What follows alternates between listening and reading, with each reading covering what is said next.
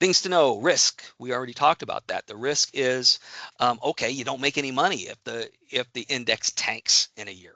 Um, Not a huge risk there, but different indices have different approaches to it, and so you want to maximize their accumulation.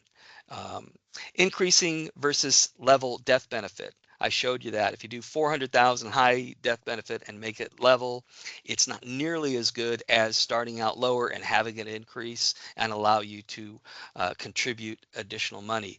Index options, absolutely learn about them, know about them, read about them, talk to your financial advisor about them, but keep in mind those things change. And for the purposes of this, I say KISS, keep it simple and proven, and talk about an S&P 500 high cap. And then back to the participating loans. If you noticed, I said you can take this money out.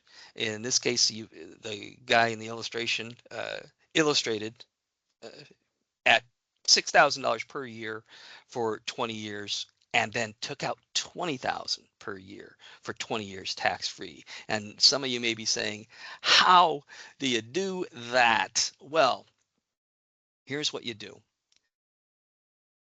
Tax free income on participating loans. How? Okay. It's a loan. So you're literally taking out a loan on this policy. It's a life insurance policy. It qualifies as such, even though they tried to say it didn't when it first came out a long time ago, but it does. It's a life insurance policy. You're taking out a loan. A loan does not fall under any of these taxable income categories.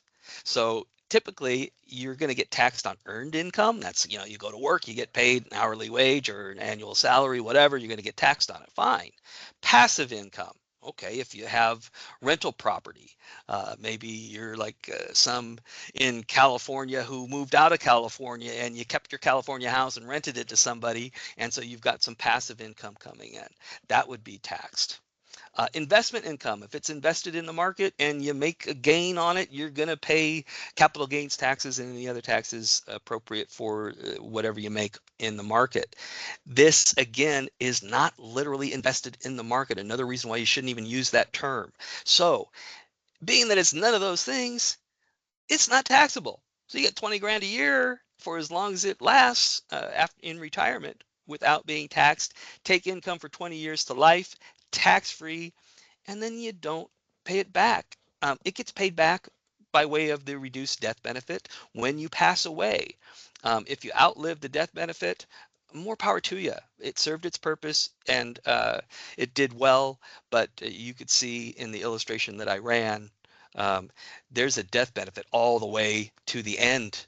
Even if you died at the end of the plan, the fact is there's still a death benefit to be had for your beneficiary. And always, again, going back to the be a trusted advisor. Uh, Ask these questions. This is how you present it. This is how you should talk to your clients, not come in and say, hey, you need to buy a $1 million whole life policy. Um, no, you need to ask them what they're doing about their life insurance, what their plans are.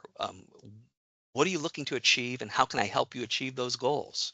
The fact of the matter is, if you ask simple, open-ended questions such as that, you will get just meaningful answers and you will learn a lot about them and they will share with you.